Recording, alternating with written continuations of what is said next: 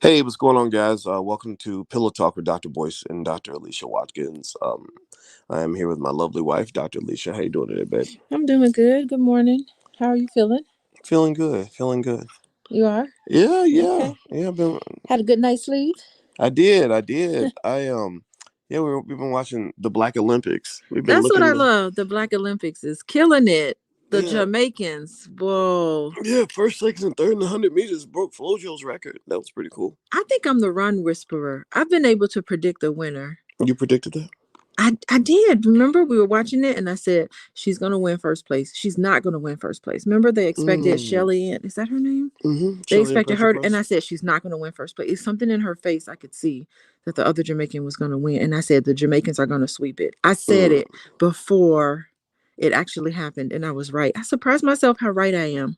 Wow. Yeah, yeah. Well, I need to shout go to the horses. I need to do some betting at the horse races or A shout something. out to the Jamaican women. They were killing it. That was impressive. Oh yeah, they. I knew I could tell they were super strong in the semifinals.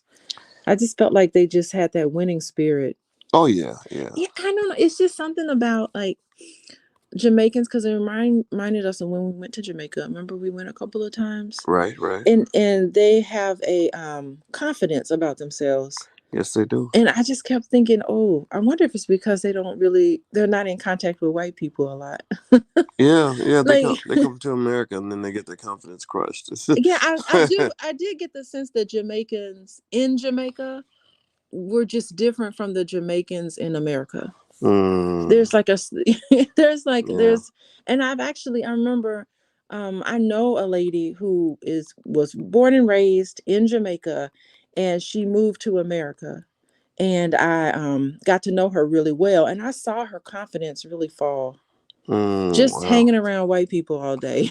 Yeah, that's so I true. mean, she came when she first came here, like literally she got off the airplane, and I had a good I met her and I had a good conversation with her. She was confident, she was smart, she was brilliant, and then just being in contact with this system here, it Mm, killed her spirit, I kind of think. messed up. That's crazy. It really did. But anyway, the Jamaicans are awesome. But what's on your mind today? Well, I want to say good morning to everybody. First of Oh, all, okay. this is Pillow Talk with Dr. Boyce and Dr. Alicia Watkins, and we literally are laying against our pillows when we do this, and we're just sort of, we thought it would be fun to kind of let you guys into what a couple of black PhDs talk about when we're laying in bed next to each other. So we were talking this morning about this video. There's a video you saw about grown men versus grown males, which I thought was really fascinating. And actually, before I talk about the video, do me a favor, put a hashtag B1 in the chat to let us know that you're B1. We are Black First on this platform. I want to make sure you guys know that. And feel free to shout out the city that you're from. I always like to see what city you guys are from.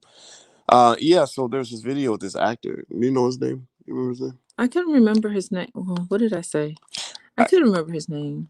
I don't know. He Dante Whitcrow, I think that's his name. He does a show, I guess, on the OWN network, does he? Oprah Winfrey Network. Yeah. Okay. Hmm. Yeah, and he did a video, or I guess wrote a book on manhood. And basically he was the topic was the difference between a grown man and a grown male. And I want to ask everybody, give me a yes or no if you know what I'm talking about. If you've ever seen, or if you see a lot of examples of men that look like men but don't understand what men are supposed to do. A lot of grown males, and I think that this is. I want to be careful with a conversation like this. Is Dondro Whitfield? That's his name. Dondra. Okay. Yeah, Yeah. there we go. Thank you, Thank you, April. April Washington. Yeah. Yeah, it's give me a yes or no if you know if you see that, because it's very frustrating, especially for people that really kind of get it, that are really trying to build things. And the challenge I've noticed is that you can't really build stuff with a boy. You need a man around. And so it's one of those things where I really thought the conversation was interesting, because he was really tapping onto stuff that I've seen people talk about, and I've seen people take it the wrong way. What usually happens when a conversation like that takes place is you have a lot of women that are cheering, because unfortunately you have a lot of women that think all their problems are because of a man, and I don't agree with that either. But then you'll have some men who go into bitchy mode, like they'll get real mad. Like there'll probably be some trolls in here at some point that will just get bitchy because you strike a sore spot. you know. Hmm. And unfortunately they don't realize they're actually proving the point that, you're behaving like in a really feminine way because you're mad because somebody's challenging you. They're expecting accountability from you. And but I like the conversation. What do you think about what he said? I mean, it makes sense. I've seen some of that dynamic actually play out in some sessions. So it just reminded me of some clients that I see and that I have seen a long time ago. And Okay. it's just a pattern that I've noticed, that the more a man kind of steps up to the plate and really loves his wife or loves his woman, I find that the woman becomes way more feminine. Okay. And that she because I think there's a lot of women, and I won't even say black women necessarily, but there's just a lot of women who have anxiety, and they're anxious, and they're worried about the money, they're worried about the children, they're worried about a lot of things, just the day-to-day tasks that's required to run a household. So I find that they're worried about that, but I think that when their mate steps up and supports them and helps them with what they do, especially in household duties and just in general. When the mate steps up and they become a team, I notice that their anxiety decreases a lot. They're not as worried. They're way more relaxed. They can be more loving. They can be a little more gentle to each other. Mm, Hmm. Hmm. okay. Interesting. That's what Interesting. I've noticed, a pattern that I've So, noticed. what do you think? Give me a yes or no in the chat. Do you think that women become more feminine when men become more masculine? What do you think? Is that true? Because I can say one thing that I actually observed in real life is times where a masculine man shows up, and the woman is also prepared to be masculine, and it causes a power struggle. Hmm. And I don't see you that as a person that would be in that category. That's why I married you. But I look for that, actually. I look for that because now we're all into the whole girl power, woman power thing. And unfortunately, what signal it sends to some men is, okay, well, y'all don't need us. Like, y'all trying to go in the lab and grow a penis and literally just take our place, and there are some women, it seems, that almost, when they deal with a man who is competent, who is going to come through, they don't even know how to handle that. Like, they like, it becomes a fight. I think they do know how to handle it. I think initially it's probably very um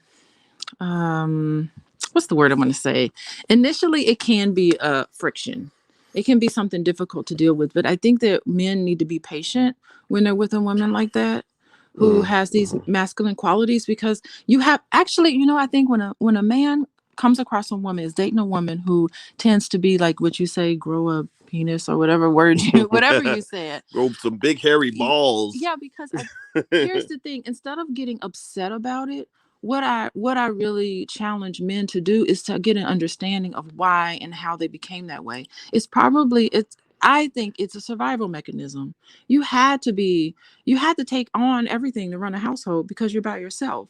It's Hmm. a survival mechanism. That's how things get done. So if a man comes in and they want to pick up some of the slack in that way, or pick up and help out in the household in that way. And there's going to be friction at the beginning. Why? Because they don't know if they can trust you. Hmm. Like, the woman don't know they can trust you. They Right. probably developed that way because they put their trust in a man and the man let them down.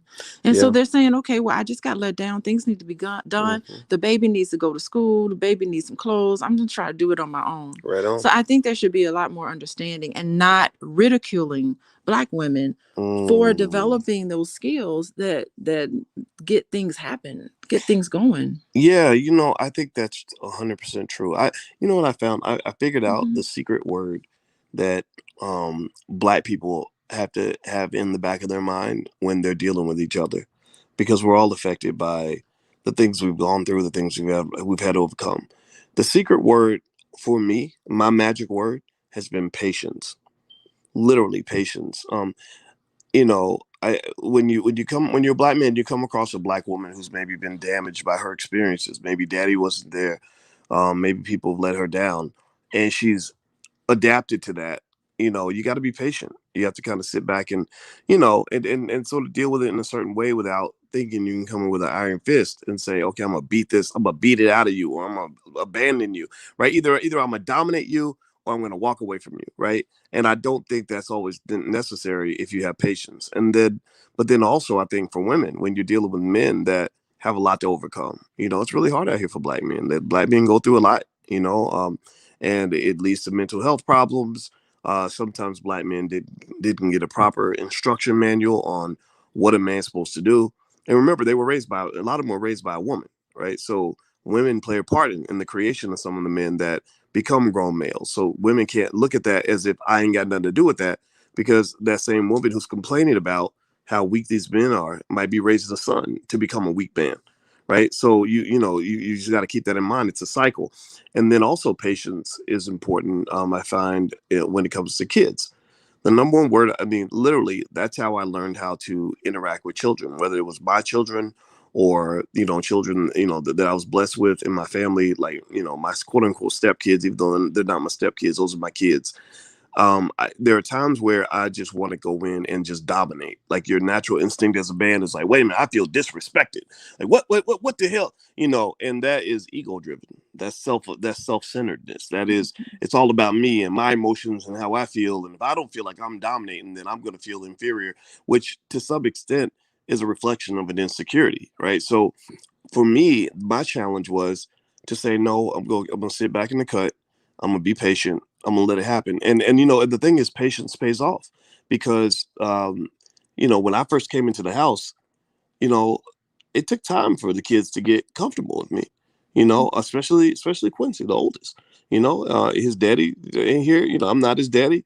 I had to develop a relationship with him, and there were times where, I wanted to go old school, like what they call medieval on his ass. I'm like, okay, you know what? I could wring your neck because I weigh twice as much as you do, right? And because that was how my father handled stuff. It was very dominant. And I was like, no, I need to be patient with him because he's adjusting. He's dealing with the fact that this man is, I'm not his dad. He's feeling that emotion. He has to learn to trust me. And so I just sat there, and I was very patient, and it paid off. Now with every single child in this house, I can walk in and I have a direct, powerful one-on-one relationship with them, and I can see in every one of their lives where they are now doing something in their life that is a reflection of something I taught them. Like, Quincy is going to the University of Louisville because I went to Louisville and we talked about, entrepreneurship and all that stuff. I was really proud of that. He repeats the things that I say. And I love that.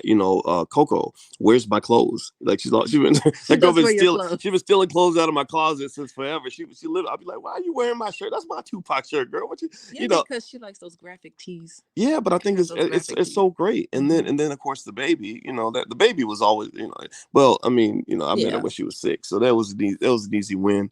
And it's great because it's like, wow, I'm so when you are flexible in your thinking, it creates so many powerful opportunities for you in your life, as opposed to when you are only rigid in your thinking, right? And what I mean by that is uh the non-traditional family is a little bit strange, like this. I literally look at our kids. They have 3 parents. They got me, their dad, and you, and we Hmm. all, and then grandma, right? And we all work together as a village to hold it down with these kids. Like I coordinate with the father to make sure that the kids are put back in line, and it's really cool because everybody's holding their own, and it's best, like the kids are protected, you know and so I kind of encourage everybody to just learn that word patience, when you're dealing with people, as opposed to just criticizing. Like, don't get me wrong, I think you have to have standards. Like, I don't go along with any bullshit that I see, but there are times when I say, okay, this person is working through something, and I have to kind of sit back and not necessarily be so quick to judge. What do you think? Well, I think that what you were talking about is just how to be respectful to people, and how to be a how to be a man without being toxic. Without Right. like saying, I don't care about how you feel, I don't care about anything, I don't care about um I do not care. It's going to go this way. It's going to go this way. It's going to be my way or the highway. And so that's abusive, and I don't like that when I see that, where it's a total disregard for any and everybody and you just put yourself first. I think that I think that your point is good. I think we have different definitions of toxic. Um, what you might call some things you might call toxic, I just call it hyper masculine. Hyper masculinity is like what you see in the military or with on the football field. In the football field, you just dominate. You just control other men by dominating. Like I don't care. I ain't got time for your feelings. We got to go win this game. It's either my way or the highway because I'm the coach, right? And that's not necessarily toxic, but it is hyper masculine, and it does not work in a household, right? Yeah, Um, because you're trying to raise people. You're and I mean, how do you raise children? You get to know them, you listen to them, you try to encourage them. Kids go through a lot of things. They got to go to school. I mean, that's a big dynamic thing. Or not go mm, to school or stay at home. They have all sorts of needs and wants. They also are they're childish. So they need guidance and they need you to set an example. So it's so important, like for me and you, when we're in this house together, we set an example of how a couple should be with each other. We're kind to mm, each other, we're nice to each other. We just don't live on the internet. We live off the internet. We have a life that we live. And mm. that's the thing that I really love. I mean, that's why I married you. Was Well, because one of the reasons why I married you is because I want to have that great example for the kids to see a good relationship. well, And I felt like they needed to see that. I think so too. But I think also, to add to that, I would say that um, not everybody has the same approach to everything, right? And to me, as long as you're not hurting anybody, I'm willing to listen to your perspective and Hmm. how you feel. I tend to also believe at the same time that that the whole world can't always be touchy feely about everything.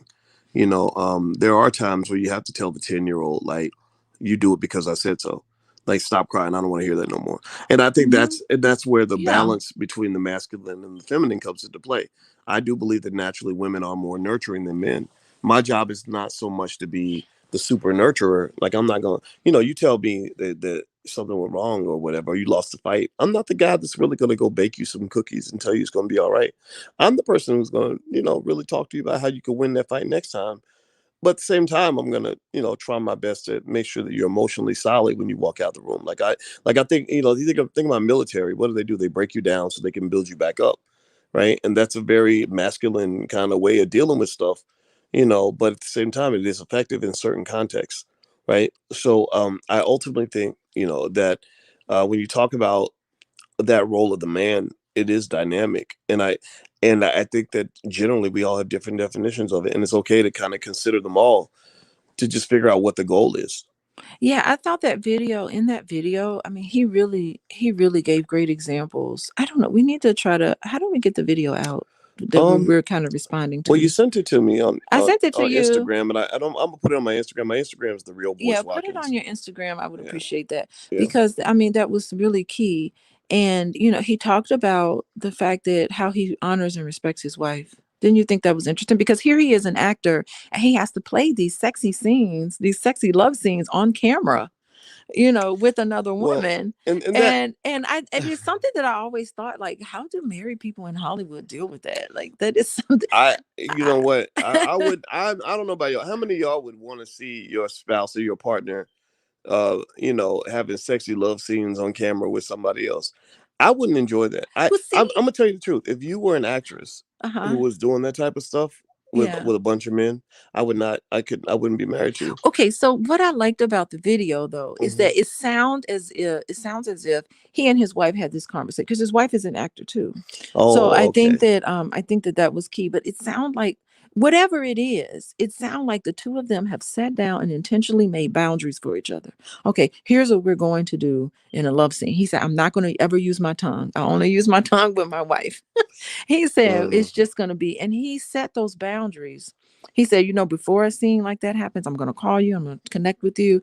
I'm going to talk to you. I'm not going to, so he followed through. So both of them trust each other to follow through what they agreed that that boundaries they were going to have in their work relationship. well, I So would say that whatever it was floats a their. great, example of what couples should do. They should Mm. sit down and they should create boundaries for each other so that they understand what the plan is and trust and follow through on them. Here's what it's going to be. Follow through, and that's how you're safe and secure in a relationship. I guess so. I personally wouldn't enjoy watching my wife smooching it up with another dude on screen. It wouldn't be something I would. I mean, don't get me wrong. It's not like I could do that if the woman is my girlfriend, or my my, what do they call it, friend with benefits, or whatever they call them. Like all those are all categories, of relationships, and that's okay. But if you're my wife, I have to think about like, that. there's something about taking on the responsibility of a wife and children, where you, at least as a man, I don't know, I feel like, okay, this is mine. I'm I taking care of here all this, and this is not belong to anybody else. Not just sexually. I'm talking about just all of that. Yeah, I think rightfully so you should be worried, because I'm sitting here thinking about how um actors who play a couple on the screen end up really falling in love with each other. I mean, Yeah. I've seen people leave. What movie was that? Mummy. You know that movie Hmm. Mummy? Yeah. The two people on that show went on them in that movie, they Hmm. were married to other people, and during the process of shooting the film they actually fell in love with each other and left their spouses for each other. Wow. Well, remember, and I mean, I It's remember. Well, let hilarious. me tell you something that a lot of people may not know this about shooting movies. I was in a couple of films, and I don't want to be in any more movies. And let me tell I you know why. you do not like it. I would tell you why. Because when you do little scenes, you don't just do it one time. It just looks seamless because the actors and actresses are so talented. You got to do the same little scene like 10, 15 times sometimes.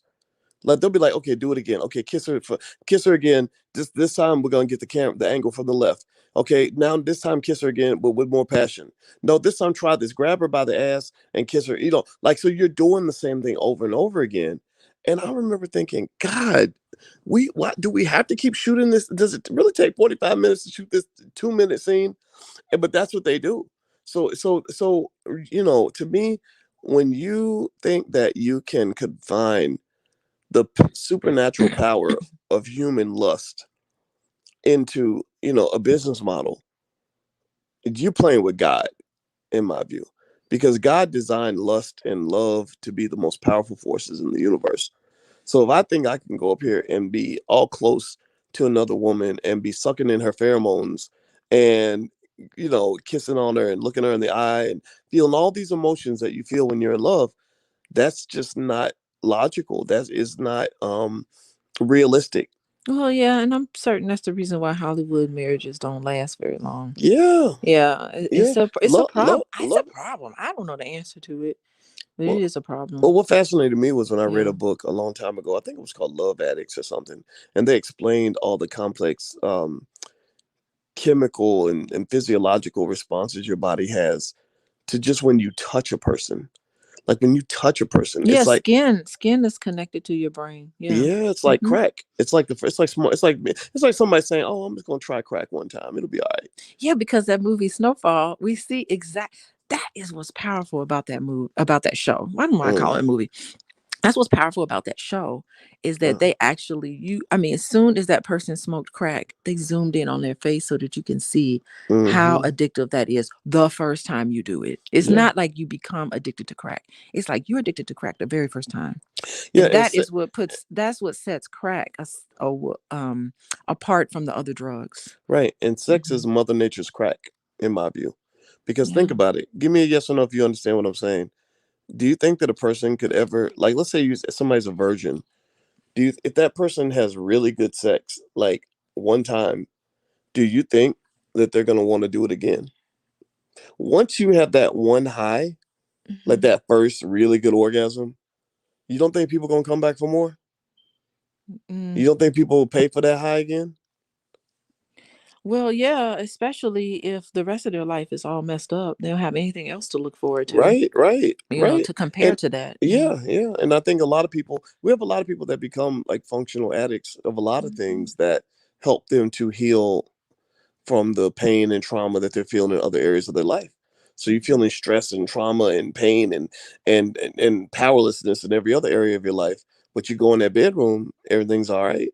Well, it might be no different from like hitting the bottle every time, you're having a bad day, or whatever. Yeah. So A- ultimately, Oh, go ahead, man. No, I was saying, and I think that's just what makes marriage so unique. Marriage itself, getting married to someone makes it so unique because you have to face all of those things. You don't Mm, necessarily need to face it if you're single. mm, If you're single and you're just like, stay over there, I'm over here. But to marry someone, you're realizing this. mm. You have to figure out what to how to fuse it all together. Yeah. Fusing your lives together, but then maintaining your own identity, of course. And Mhm. so that is just a tricky thing. It is a tricky thing. Do me a It favor, hit is. the thumbs up button, hit the share, subscribe button, all that stuff. Dr. Alicia and I do this. We call this Pillow Talk with Dr. Boyce and Dr. Alicia, where we talk about, we like to talk to smart black people about smart black stuff. So we're not gonna sit here and try to be stupid so we can fit in. We really want to talk to people that like to have deep, meaningful, relevant conversations about interesting topics that are happening in the world. So, Well, things that are interesting to us, I hope they're interesting to everybody else. well, they're interesting to the people that are here, right? And Yeah. these are the people that matter, as far as I'm concerned. Yeah. Um, Let me see here. You reading the I'm read some of the comments? questions and comments. Okay. Okay, it looks like Dee Dee polished in TV. She has some pretty strong statements. She says mammal males love their own offspring. It's not natural to love the former dude's developed sperm cell. Oh God, that's disgusting. Is that what we are? Developed sperm cells? Yeah, that's Yeah, and then she made another bitter comment. I guess I don't know for let's DD's. focus on let's okay, hold on. I'm I a just want to say something, boys. I want to mhm, say something. yeah. I think that I would like for us to just focus on what we want to promote. So if you see a comment that's related to what you're about that resonates with us, that resonates Mm-hmm. with me. I mean, Right. that's not saying censor anything that is constructive, even though it's constructive criticism.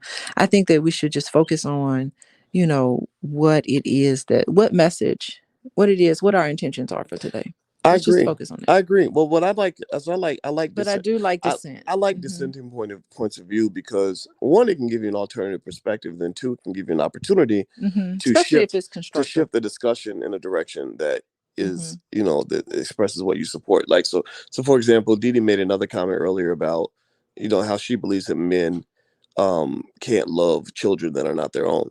And obviously, I disagree with that because most of my kids are not my biological children, and I would take a bullet for any of them.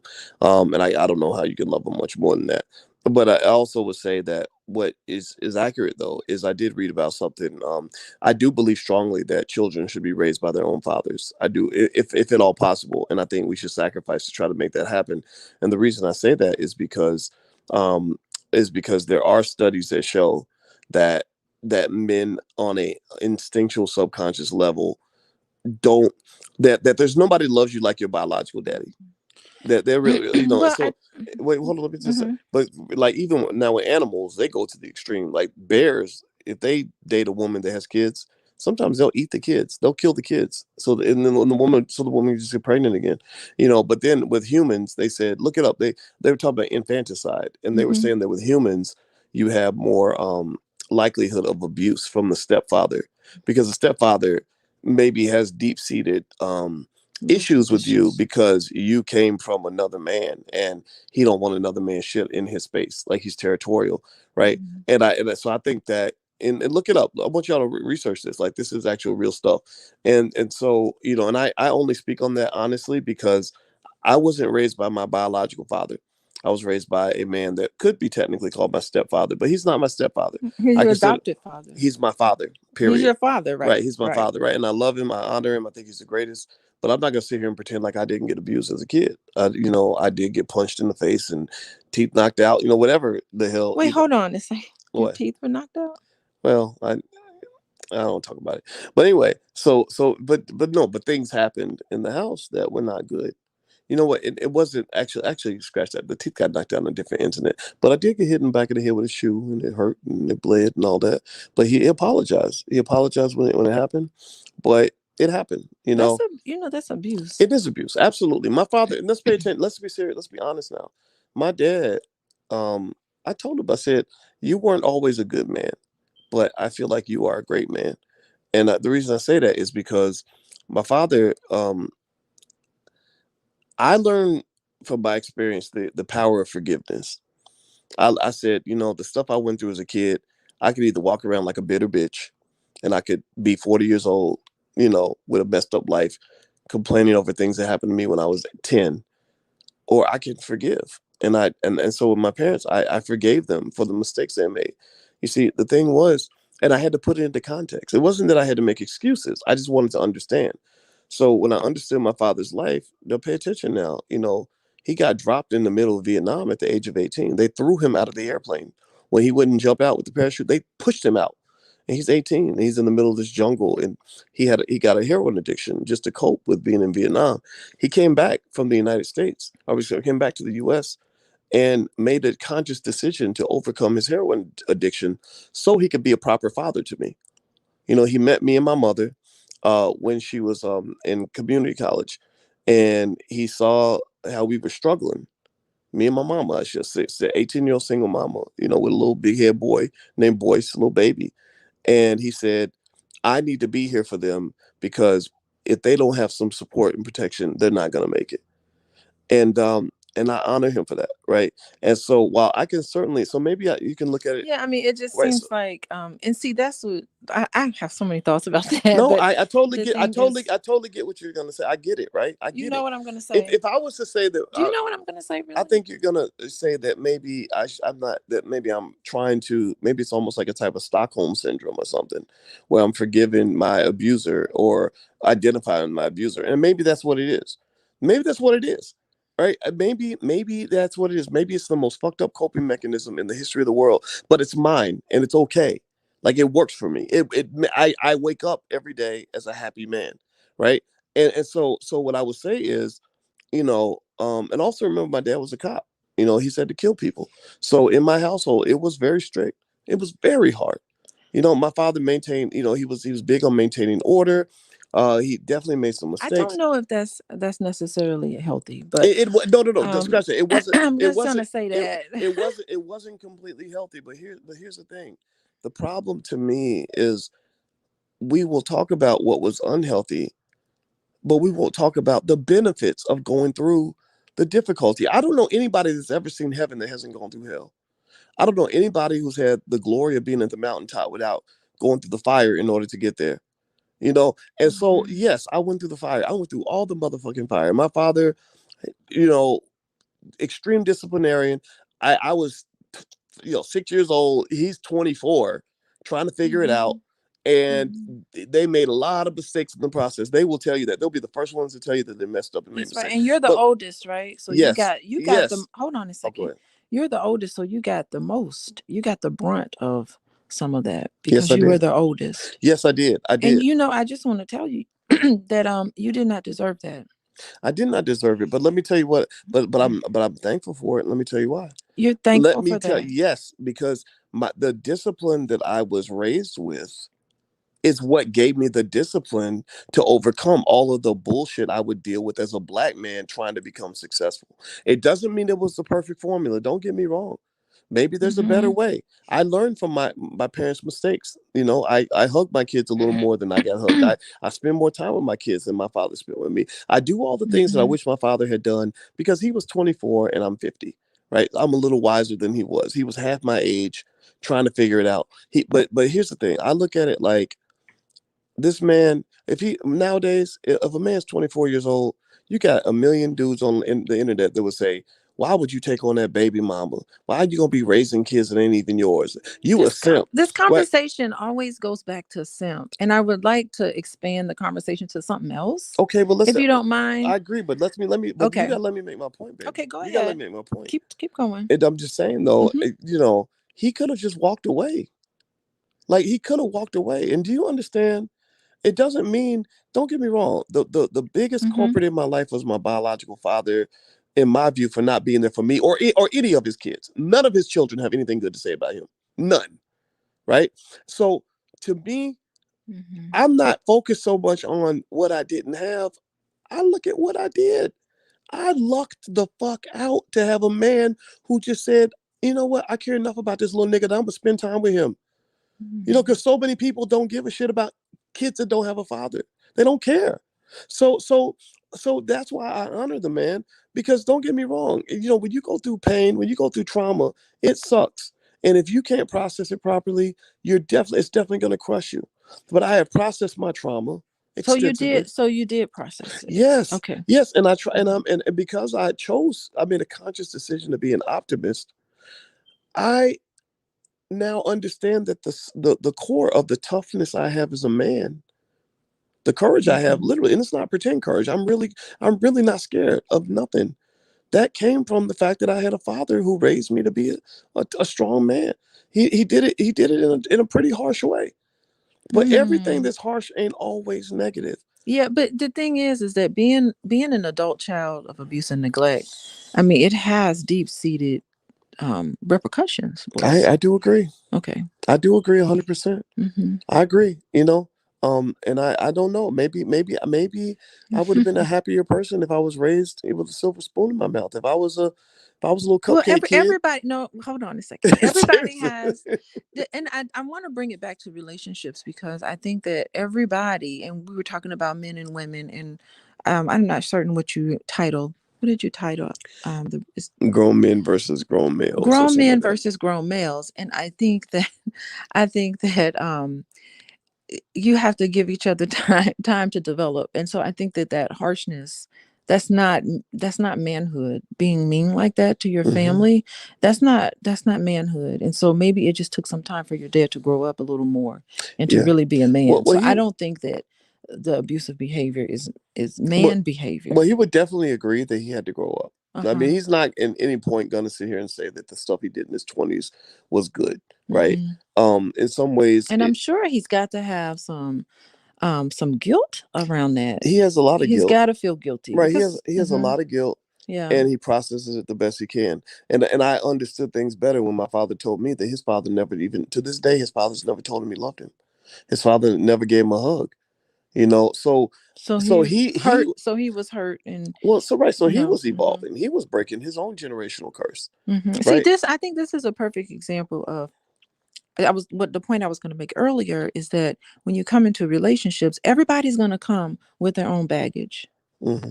right? And, I could tell some stories. I have baggage. I was never abused as a child, Hmm. um, but um, but everybody has baggage that they bring with them in relationships, and I think that's why it's so important, and it's so easy for someone like who grew up with abuse to have addiction and have trust issues and have a whole lot of triggers in their life, and they really need to be patient with each other with that and try to Hmm. tease all that out and try to figure, okay, you just got triggered, what happened? I agree. Well, What I actually what admire. did that? I love my trust issues, most of them. And the reason Hmm. why I embrace them is because you can't trust everybody. Okay. I'll just say my father used to say, you got to keep your enemies closer and your friends closer. And I said, wait, isn't it the opposite? You keep your friends closer and your enemies closer.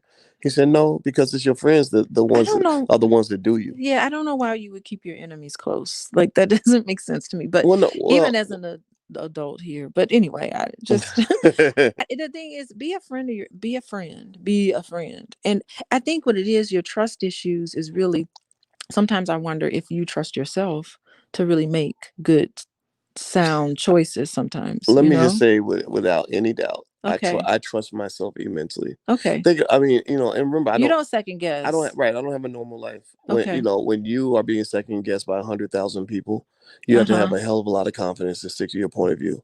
So I know, I when I say things or do things, I think about it very carefully. And what gives me a lot of confidence to say and do whatever the hell I believe I need to do. Mm-hmm. It's because all the people that are criticizing you, ain't none of them motherfuckers perfect. All those people are flawed. So this Yeah. idea that somehow you got to put other people's opinion above your own all the time, that's Yeah. nonsense. No, It is trust your nonsense. gut. Think it through. Be a good person. Process things. Receive information. Take it all in. Look at different perspectives, and then move with your heart. Mm-hmm. That has what has allowed me to become successful to this Yeah. point. And I love it. I love that process you just laid out. It makes perfect sense. I encourage everybody to do that sort of thing. I also think that you do, when you do make a mistake. So suppose something doesn't turn out the way you had Hmm. hoped to. I think having the ability to say, okay, let me look back and let me see, where was I blindsided? What Mm, cues? Because there's always cues. What did I not pick up on, so that I can trust that I can make a better decision next time. yeah. And so I think it's just that's what growing up means. Yeah, well, I think Being able to grow up. it's like playing a video game. When you play the video game and you don't win, you go back and you say, "Gosh, what did I do wrong?" And then you try again, Well, and I then think I what? noticed you in your video games. Like, I noticed that you get killed a lot. Well, it's because And I'm not that good. You I don't know. don't I don't know if it's I noticed that, like, there'll be gunfire, and I noticed that you'll just run right in front of it. It's like a suicide mission on in there. And I, the therapist in me is like, why is he running into the fire? He knows he's not going to make it out. You can't make it out. There's too many people That's so coming down true. on you. Mm. And it's just a metaphor to me about how you are sometimes. Well, sometimes You that. just throw yourself in Well, there. sometimes that's a man's testosterone. No, Like but that. I agree, I just but want you to remember, be a little correct. but baby, you soft and sweet. You ain't built for war. Like if they had a war and needed soldiers, Oh, come at me you and see what you happens. would not you wouldn't send your No, children. I'm not like that. But if my back's against the wall and it's Now me and you, I'm coming down on you now with you a do force. you do have the Yeah, mama bear strength. Now, I've seen that when you get pushed against one. Yeah, Alicia's so determined when she decides she wants to do something, you better not get in the way because it's gonna get ugly. that's right. Yeah, yeah. But yeah, and that's another area where maybe patience comes into play. Like I have found in general that um and I understand, when I would hear people say, that maybe like dating women that are successful and smart and stuff is harder. It is harder because if you have some dumb person that just agrees with everything you say and follows right behind you, then that's easy, right? Because you get your ego constantly stroked. And I think that if you talk about that difference between a grown man and a grown boy, I would submit that part of being a grown man, in my view, is when you get to the point where your ego isn't the first thing that you lead with. Your ego's already comfortable, intact. You've already had enough validation to feel masculine to the point where you don't have to always fight and go gang banging with everybody just to prove that you're a man. Like you can actually kind of say, I know I'm a man. I don't need you to tell me I'm a man. I don't need to do something stupid to prove that I'm a Well, you're man. trying to prove to yourself that you're a man. Right, right, right. And that's what you do Mhm. when you're young, right? Yeah, When you're young, your ego's hmm easily bruised because you don't know if you have it what it takes yet. But once you've hmm accomplished a couple things, like you win a couple like a Simone Biles. Simone Biles does not need anybody to confirm that she's a great gymnast. LeBron James doesn't need anybody to tell him he's a great basketball player. But maybe when he was in high school, he wondered, yeah, can I make it in the NBA? Right. So it's a difference between being a grown man and a grown boy. Go yeah. ahead. You mentioned Simone Biles, and I'm going to just switch gears a little bit. I'm just really sad today, because not sad, but I was a little disappointed because she's pulling out of everything. Simone We Biles. got to do our Black Olympics, boys. She's Yeah. pulling out of everything, so she's not going to do. I don't know if she's going to do the floor exercise. I would love to see her get out there, play that. You know what I would love for Simone Biles to do? Well. I would love for her to stop worrying about getting the gold. Mm, What I want for her to do is to say, you know what, I'm doing this floor exercise today. I don't care what happens. I don't care if I get a gold or if I go in last place. I want her to get out there. I want her to love the floor exercise, play the music, and I just want her to just have fun mm, and just totally take the pressure off of her, totally everything, and just smile and have a good time. And that's it. Get off the stage, get off the floor, grab her stuff and leave, and not even care if she wins the gold. yeah. Just, she doesn't have to prove anything to anyone. I just want her to have a good time. And Mm, and she's taken this, I don't know really what, it'd be very interesting to hear more about what she's actually going through. But it just would be really nice for her to just enjoy it Yeah, I think that she should have. and not I, get I, into this yeah, competition I feel thing. like she should have just retired. And just like said, I'm not coming to the Olympics. Like I think it would have been okay to do that. I think that the hard part is when I think you. she surprised I herself. think she might have, and I get that. I Hmm. guess and that's life, and it's her right to do whatever she wants to do, right? Yeah. But I would have preferred if she were my daughter. I would have said, look, either go or don't go. Like but don't say you're gonna compete and then stop in the middle per se, because I kind of feel like it's like when I married you, I made a commitment. Rich for poor, sickness and health, death do you part. And I could, and then when I was actually married to you, there are days where I'm surprised. I'm like, damn, this is some hard, difficult shit, you know. And I could just change my mind and be like, um, I don't really have to prove anything to anybody. I think I'm just gonna give up. It was hard. We had a hard month, and Alicia was mean to me, and it wasn't fair.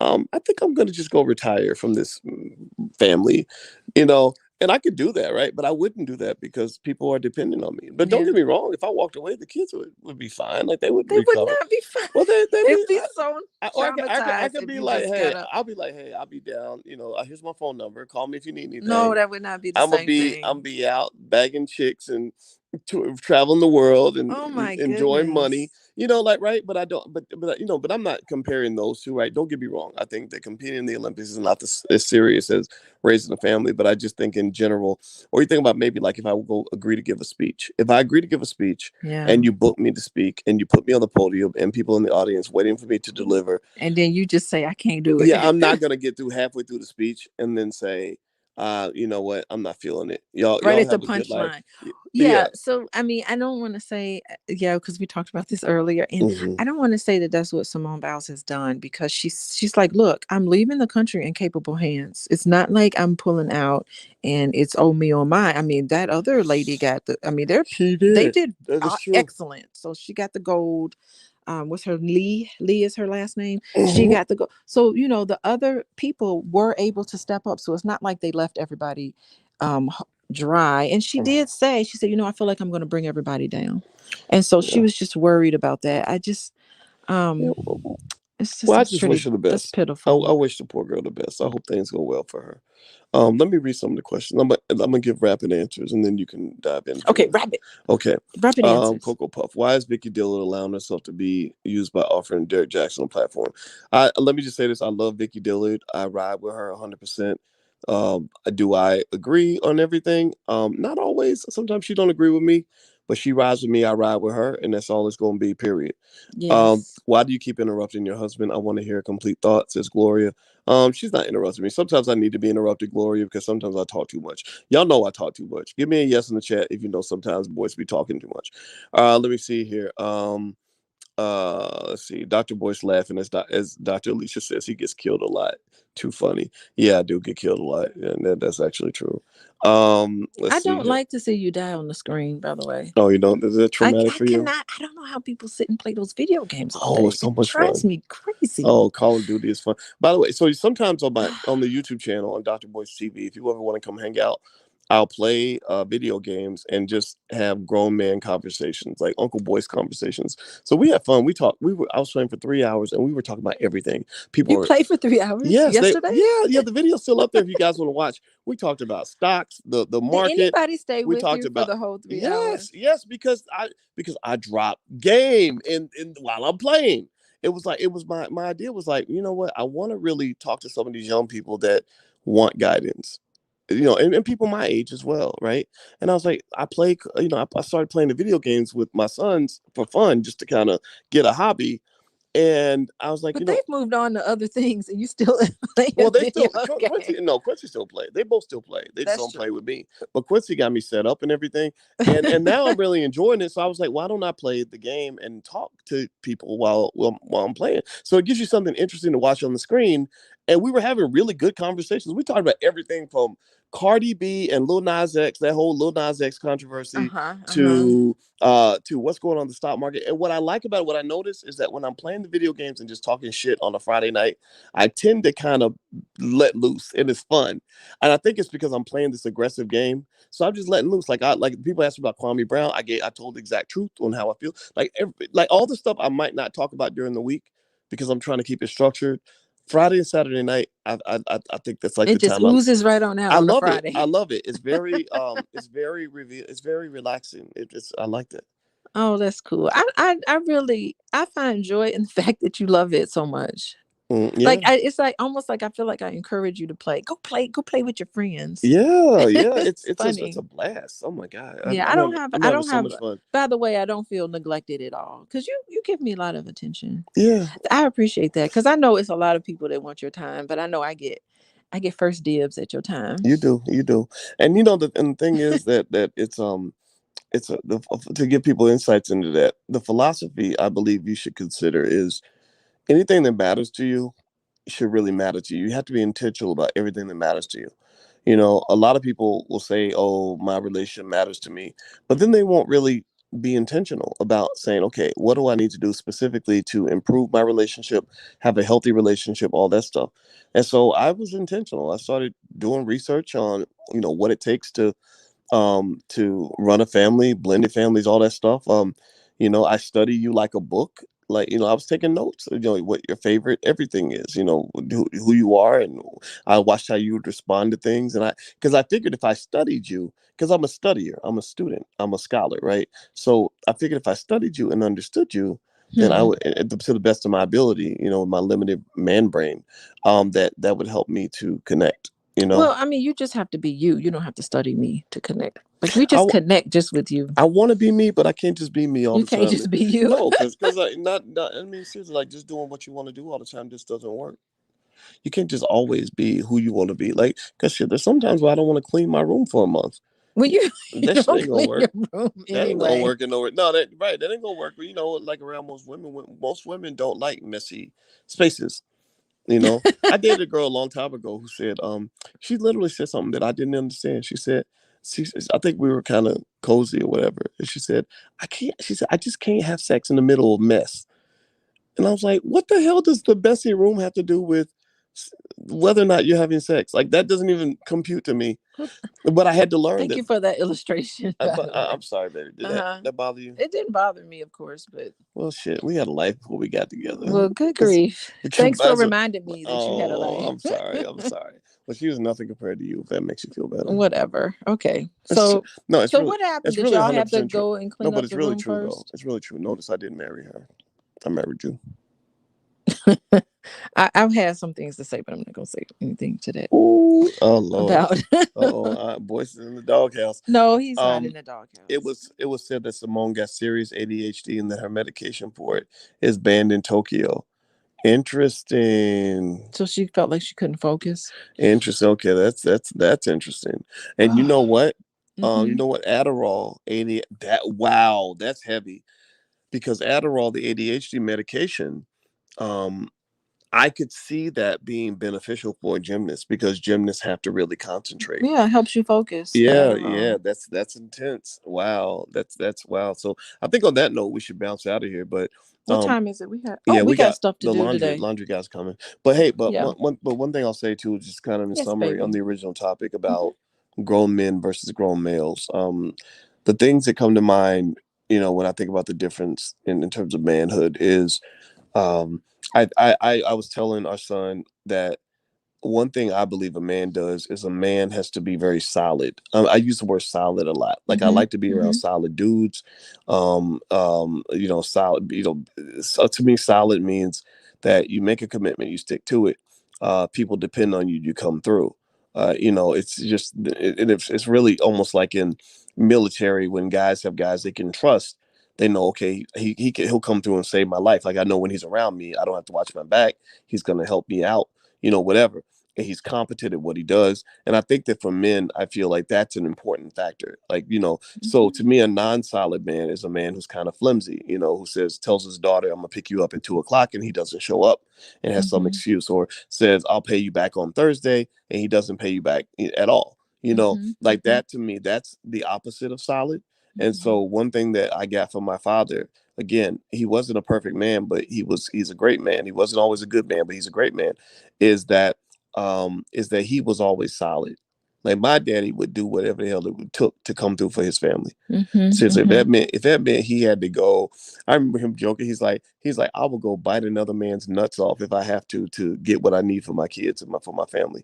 That's me. And I heard that and I was like, wow, this man would go and he would bite somebody's nuts off in order Oh, to. and I like that because it made you feel special. It made you Well, feel yeah, special to him, yeah. It let me because know. he's not going to do that for everybody. It taught me what it He's means not to going to just spread all that out right, everywhere. and He's just doing it to you. it taught me what it Yeah. means to hold it down. Mhm. That's it. And, and holding it down not just for yourself, but holding it down for the people that are around you. And I think that there are Mhm. some men who think that commitment or being with a woman or taking care of a family, they think that that's stupid.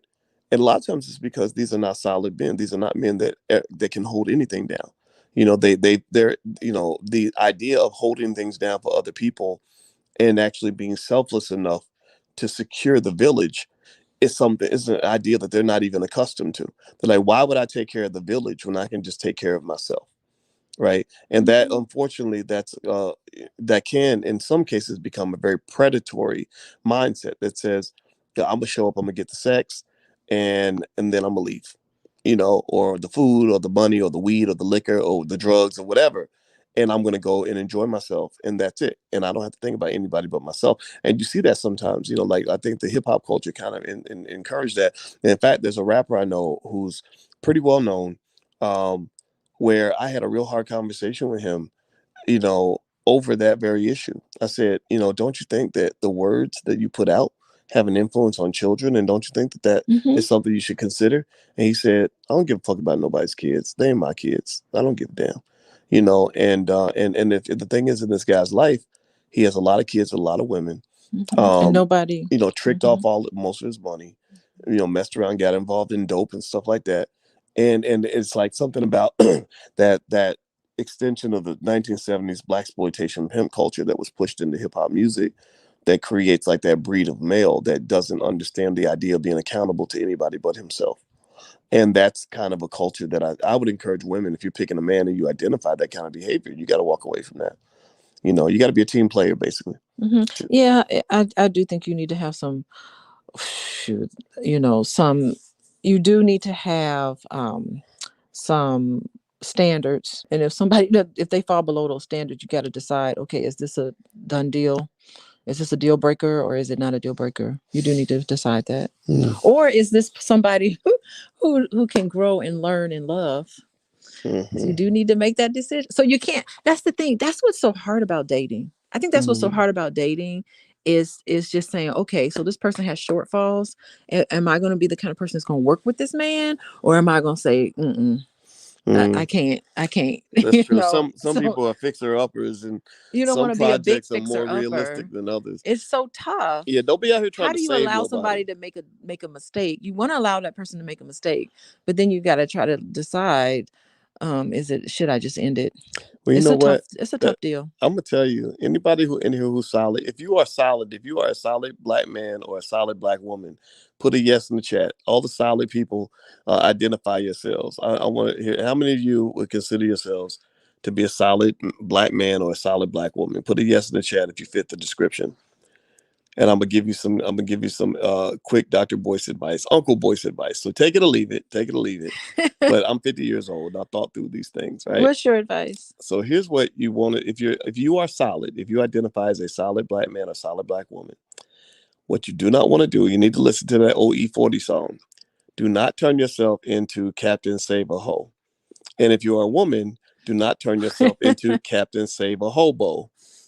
Right? Oh my Because you got Captain goodness. Save a Hoes and Captain Save a Hobos in the black community that will take somebody who Yeah. is completely messed up, who's making all the wrong decisions, who are completely backward in their thinking, and will be thinking to themselves, if only I could help him get a job. He's had such bad luck. He just hasn't ever met a woman who could help him out the way I can, or she's just struggling because all the men in her life have done her wrong. But I'm gonna come through, and I'm gonna do this, and I'm gonna do that. I'm telling you, I'm a big believer that that your car moves under the weight of your own engine. Yeah. That So people have savior complexes. Yeah. in Yeah. relationships where they purposely seek out people who are, first of all, Mm. savior complex What? means if I'm going to sit here and deal with somebody with more issues than I have, then I don't have to deal with my own issues. So they purposely find somebody with a savior, who needs to be saved like that, to deflect from dealing with their own stuff. That could be so true, and I can tell you that Hmm. I've made that mistake when I was younger, where I had a long relationship with a woman who had a lot of deep issues, and Ah, can yes, be, I you know what I'm remember talking about, that. because you were my friend at that time, Hmm. and it was very frustrating because you pour into those people, and it's like pouring into A a bottomless bottomless pit. pit. You're pouring into a black hole, like they because that void that they have in many cases is too big for you to fill, Hmm. and all that happens is they either pull you down with them, or you end up drained and frustrated, emotionally and Hmm. financially exhausted, because you've exhausted all your resources to help them, and then at the end they still blame you, and then they move on and they start draining somebody else. Yep, they just find the next victim to help them. Yep. And for them, it's somebody else to blame so that they don't blame themselves. Oh, Right. I could have graduated from college, but he didn't bring my books over when Yep. I left their books. I couldn't study because he didn't. It's How it's was I supposed to always get to somebody school when else. I don't have my books? Yeah, I don't have my books, so it's always a long list of excuses as to Oh, why I they hate cannot that. be Oh my there. god. And those kind of individuals, I think, it's sad to say, because it you don't want to drop them. You don't want to drop them from your life because they may be important people to you. Mm-hmm. But you have to. You cannot be an enabler for individuals who constantly mess up their lives, and then they Yeah. run to you to save them. That's enabling. Yeah. And it's where to draw the line is a very difficult thing. Well, I know that when I was choosing my spouse or thinking about who I wanted to marry, I knew I didn't want to pick a woman like that. Who Right. was a And project? yeah. Some people are like, "Ooh, she's a project." Let No, me get. well, that's the thing. Like a Mhm. project chick could be dateable, Not maybe, project if you have chick. it. I'm But I not know what talking you mean. about No, project no, like I know what you living a mean. Like she's project. a project, like she is a project. I A get it. I project. get it. I Hmm. get it. I mean, the thing is, it's like people have varying degrees of closeness in your life, right? So I knew that my wife was going to be right there entangled with my space. Like our entanglement was going to be really deep. And so if you came in with significant voids, I knew that I wouldn't be able to get away from that. Whereas most other people, I can calibrate how close I want them to me. Some people, you feed them like the way you feed a shark. You stand back, you throw the food through the cage, or a lion, you throw it through the cage. Like some people, I have. Why are you feeding sharks? The thing is that sharks need to get food on their own. Like if they depend on, how are they going to be a shark? I really live the life of a shark if they're dependent on you to throw them food. Well, I think that because it's okay to be nice to people and to help people, and there's a whole industry. Sometimes that's No, not no, but helping. there's charities and stuff that help people that don't even get anything in return, right? And I think that charity is okay to have in your life, right? Like, there's Yeah. spaces where I don't mind being like, okay, here's $100 or 200 or whatever, right? Or hey, here's some encouraging words. Good luck. I hope it works out for you, right? As opposed to somebody where their fate is tied to your fate. Oh, I see what you That's mean. the right. Yeah. That was Yeah. what I saw with a wife, Yeah. which is deeper, much deeper than like That makes a sense. Hmm. girlfriend, or and every now and then, like people like that, you can keep at a distance. Like you can say, okay, wow, you got a lot of problems. Good luck with that. Whereas with a wife, you can't do that. You can't say, well, those are your problems, because your problems become our problems. So That's right, boys. All your problems, they're our problems. yeah, that's so true. And that was a big deal because I mean, you just talked about some of the terrible things that happened to you as a child, and Mm. I just feel like there's something in me that made you trust me to get Well, very really close to you, because I don't know if anyone's ever been this close to you before. nobody's ever been my wife before, and nobody else ever will be. So I think that the let me just say this though. When I talk about my challenges that I had with my, um, when me and my father had to work through stuff. And your Um, mom too, right? yeah, yeah, but I can just tell you though, that's the secret. That's the secret to my superpowers. Like that's my superhero origin story. I swear to God. Like Hmm. it's not something that cripples me at night or whatever. No, it literally, the benefit of dealing with difficult situations is that you can overcome. So I Hmm. encourage anybody who's gone through hell, find a way to turn that hell into your ticket to heaven. You've earned your right to heaven Mhm. because you went through hell. But don't stay in hell. Don't let the hell overwhelm you. You overwhelmed it. You survived. You are a survivor. So use your experience in hell as your ticket to earn your right to heaven. Most great people have gone through hell to become great. Simone Biles, I'm sure, had to practice harder than Yeah, anybody yeah. else to become the greatest gymnast in Her history. story is on I think Lifetime. I Yeah. think last night was her Yeah. her story. I have to take a look at that because Hmm. that's I bet that's going to be interesting. But Yeah. um So hmm. that's what I believe. I don't know a single great person anywhere who didn't go through hell to get there. So that's my hill. That's what made me great. And you Mhm. can't tell me I'm not a great man. I probably sound cocky saying it, but I don't give a shit.